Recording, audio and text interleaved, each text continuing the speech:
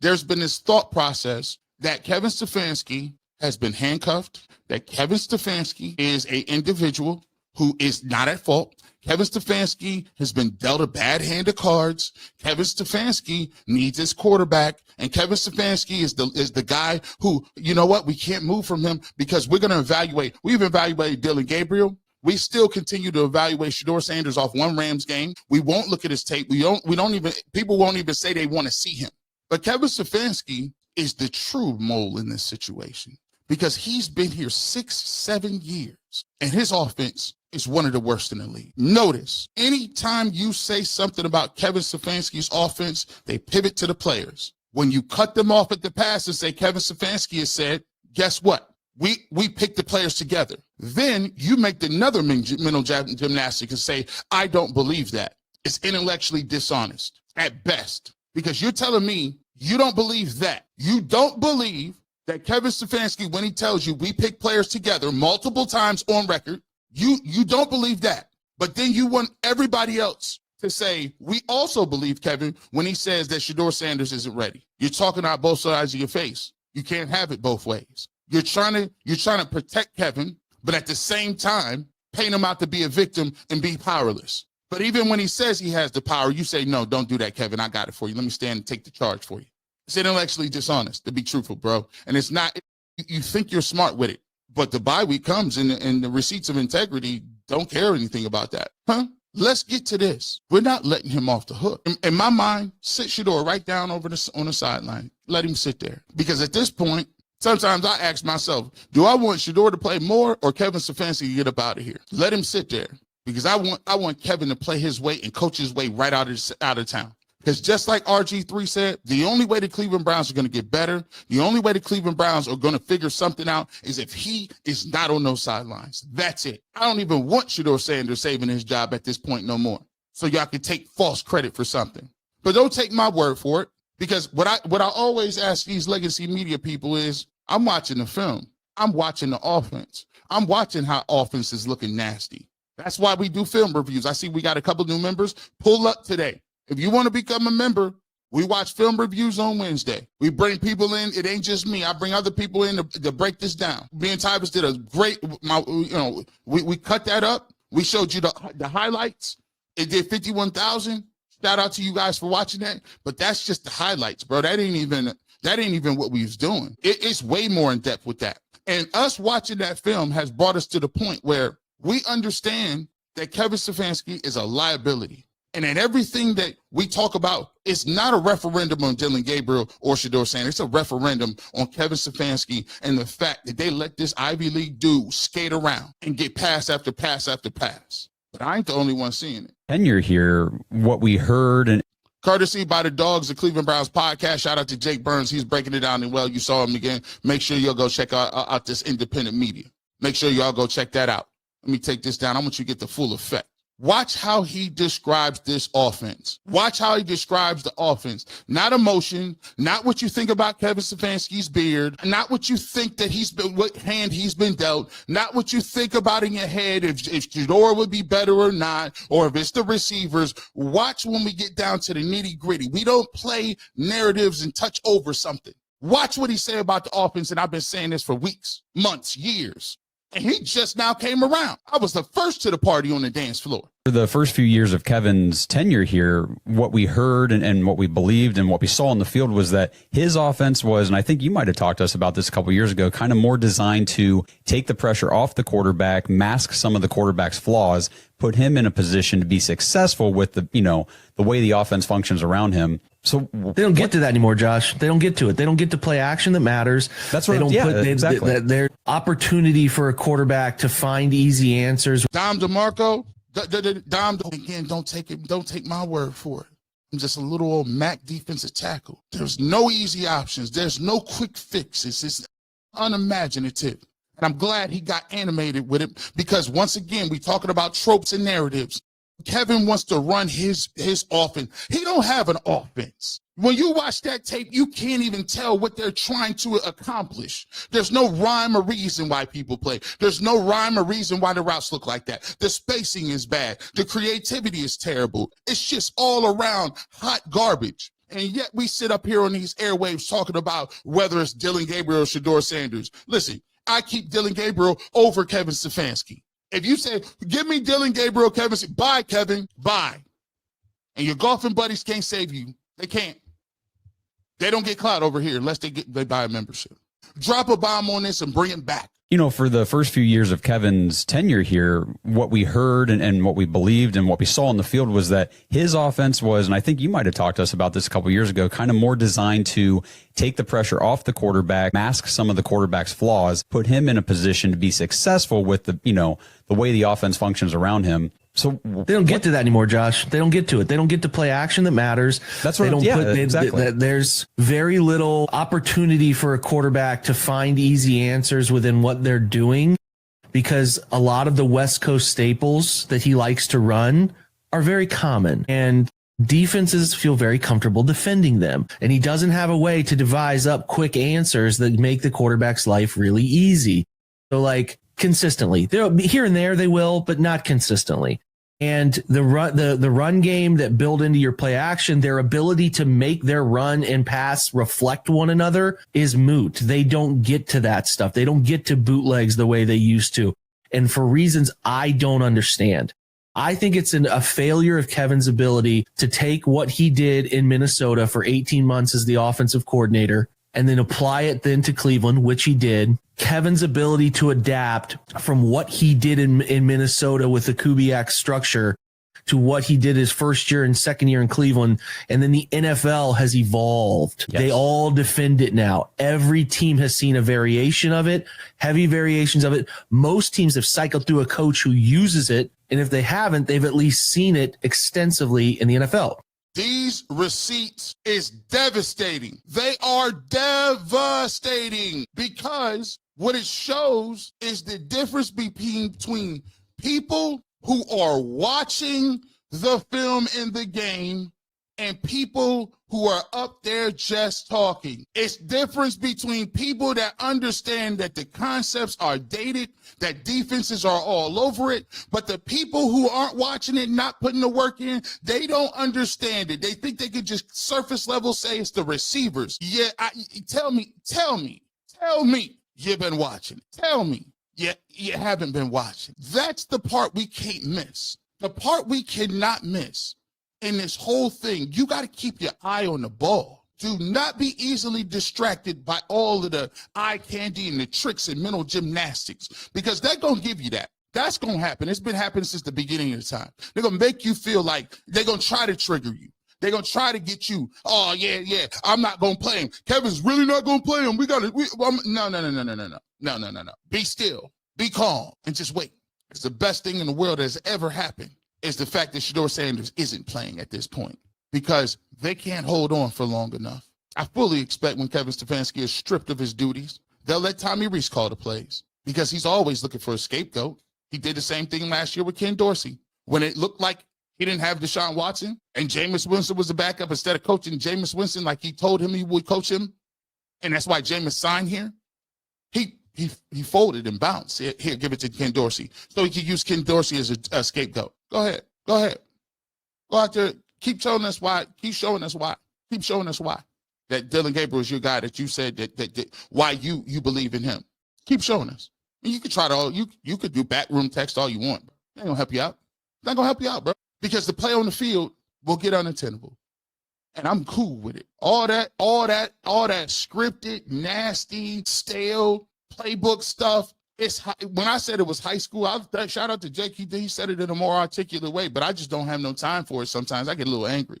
I ain't got no time to be arguing back and forth with you about what you think, and I'm watching it, and I'm seeing it, and I'm breaking it down, and I'm putting hours of work in on this stuff, and I'm supposed to argue with you because you got in the pit. Stop. And let me bring this up, because you say, G. Bush, I didn't think he was going to get to this. I didn't think he was going to get to this. Bring it back. Here's what everyone gets wrong about the Shedurians. Here's what everybody gets wrong. I ran across this comment on Twitter. And for the most part, I feel bad for Dillon Gabriel in the way I feel about it, because I always knew with the computer, the supercomputer was going to be the downfall, because they divide and conquer.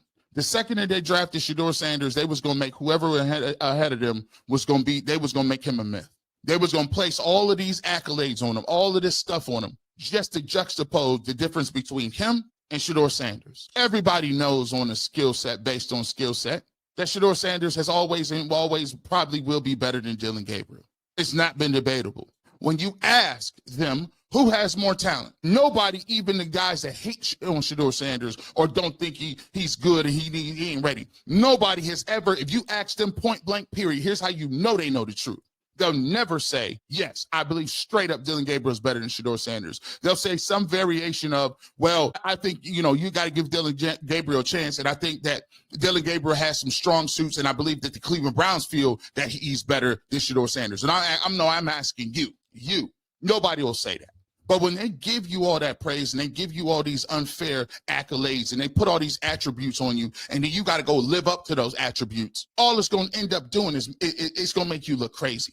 But the thing about the Shedurians that everybody wants to get, and everybody want to give them a bad rap, oh, it's a cult, it's this, it's that, you're pandering. Listen, the only thing that they have asked for is what you offered. The only thing that they have ever asked for was a fair opportunity to be in a competition that you advertised. You put it out there. Your coach that you support. Your front office that you will take a bullet for, that you'll stand in front of traffic for. They said this.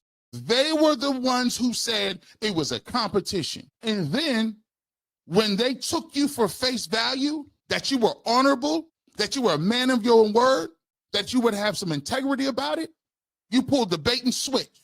And then they found out that it was nothing but a charade. Why would you not think people would not be up in arms when you sold them a false good, a bill of goods? You sold them. The only thing they asked for, they didn't ask for Shedeur Sanders to be the starter number one. They didn't ask for him to get more reps than Kenny Pickett. They didn't ask for him to be some sort of savior and to get some sort of unfair treatment.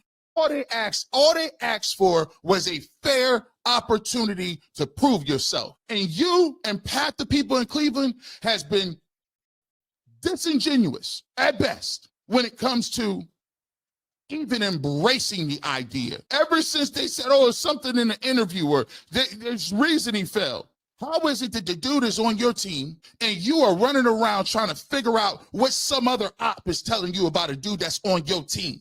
He's on your team now. Why is the media that covers this team looking to spread propaganda from the ops? Huh? Why can't you embrace? Where is the people? They got people going to interviews sitting with Joe Flacco. They got people in interviews going to sit with Kenny Pickett. They doing expose pieces with Dillon Gabriel. Why ain't y'all sitting with Shedeur Sanders? Why you don't want to go to Shedeur Sanders' house? You don't want a one-on-one interview? And when you get an interview, you disrespectful. Tell us about why your dad messed you up. Since day one, you have never embraced the fact that he was here. You do not want to see him play. And the funny thing about it is, for all that stuff that you put on these folks, you're the one sitting there with the unfair expectations and doing all the gymnastics. Because you know what they said when they said Dillon Gabriel was getting reps? Nobody was salty about that. Not one. They said, okay, Dillon got his reps, but can I get my reps? Okay, Flacco got some reps, but can Shedeur get some reps? Okay, Pickett is getting some run. Let's have it. Let's duke it out on the field.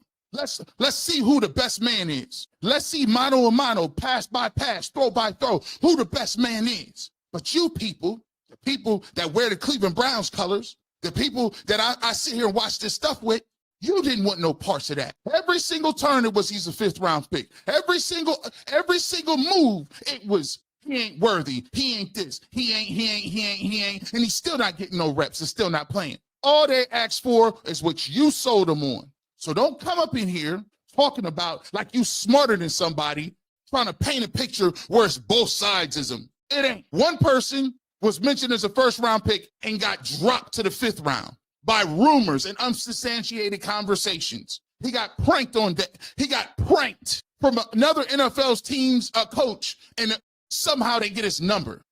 His dad had cancer. Told his dad not to even come up here because y'all be asking fraudulent questions. And you go try to paint it like they were just out of pocket and crazy and they're looking for a savior. No, you looking for an enemy. You looking for an adversary. And you made it one. You said Dillon Gabriel's here, Shedeur is here. They're light years apart, and you want to act like somebody was asking for unfair treatment. The only thing in this life you can ask for is an opportunity to prove who you are and your talents and skills. But you've said multiple times you don't like that opportunity. You don't even want to give it to him now. Even if he's a backup quarter, I don't want to give it to him now. You don't want to see him play.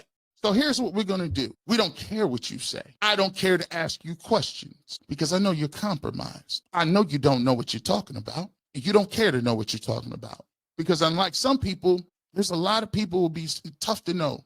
They don't even take this job that serious. But there's one thing that I do take seriously is the fact that I will not sit by idly. I will not sit by idly and watch people move around me and throw salt in the game and act like it ain't and call it a different thing. Jonathan Peterlin said it best. Jonathan Peterlin said it best. Why would you think that people who believed Shedeur Sanders should have went number 2 overall and has not played a meaningful football game since college, what would be the difference now? What new games did I see? What new games where he failed on the football field that had happened? He hasn't even played. He has not touched the football field. But you make in your mind that it's going to be worse. I'm done asking you questions. I'm done asking permission. And I don't need your votes. It's one of the most dangerous things about this internet. I don't need your votes to win the election without that. I don't need your votes. I don't need to ask you. I don't need to ask you nothing. I done played. If I want to, I go, let me. See, y'all guys y'all don't understand me. Y'all just think I'm funny and wear nice clothes. I'll pull up coordinators. Eric Washington. Yeah, he's defensive coordinator in this league. Josh McDaniels. I'll call him up right now. What's up, Josh? Let me holler at you real quick. Same high school Hall of Fame. Played under his dad. You want to talk offense? I can talk offense with the best of them. What do you want to know? I call up folks all the time. Don't get it twisted. You think you be thinking that you be thinking it. You think you got something. But I'm done asking. Done asking you. Why am I wasting my time asking you any questions? For what?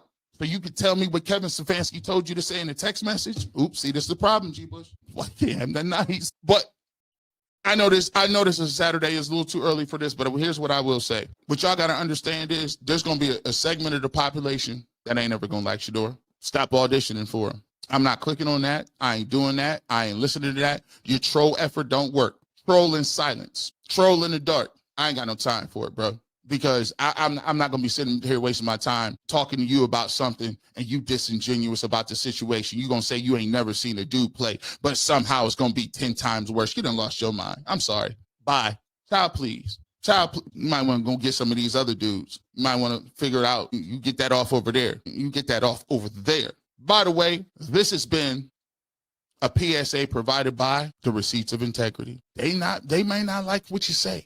Guess what? They hit. Like, share, comment. You know what it is. Shout out to all my brethren in the industry. Hope you guys having a great weekend. We getting to the people. Power to the people. Let's get to the chat, man. Let's get to the super chats. By the way, we still working. We appreciate you. If you want to get in, we still working. Don't think we're going to drop some episodes tomorrow. Be ready here on the Barbershop. We're going to drop some content next week. We back at it. You know what I'm saying? Coming up. By the way, I'm working on getting some Colorado folks in here. Shout out to B Watts. Shout out to Big Snacks. Some dudes out here doing some real nice content. I'm going to be reaching out to y'all. Reaching out. We're going to pull them on here too, man. Don't listen. You'll never know who you're going to see on here. That's what it's going to start to be like. I'm going to tell you that right now. It's going to start to be crazy. You're going to be pulling up like, oh, G. Bush collaborating with this dude. G. Bush talking to this dude. Oh, that's crazy. Don't worry. That's how it's supposed to be. Like that barbershop stuff. Like we really about to be into our bag. So if you really want to be a part of it, I'm telling you right now, we got some people from all over the stratosphere coming. We're going to be talking to people, having them pull up, man. So make sure, hit that join button if you want to be part of it. Let's get to it. Dang. Y'all cats be doing the most. Let's get to some of our super chats. Let me drink some coffee real quick. We appreciate you. 5,215 people in here right now on a bye week. That just shows, shout out to y'all. That is a big up to you, wherever you at. The barbershop strong, bro. People say, G. Bush, you been, no. What makes the barbershop the best is that we got passionate folks that know they're going to be heard. You know you're going to be heard over here. You know it. That's a big part of what I wanted to do when I was at the radio station. When I was doing radio's content, I got the most calls. I did the most calls. I gave them the most time to talk.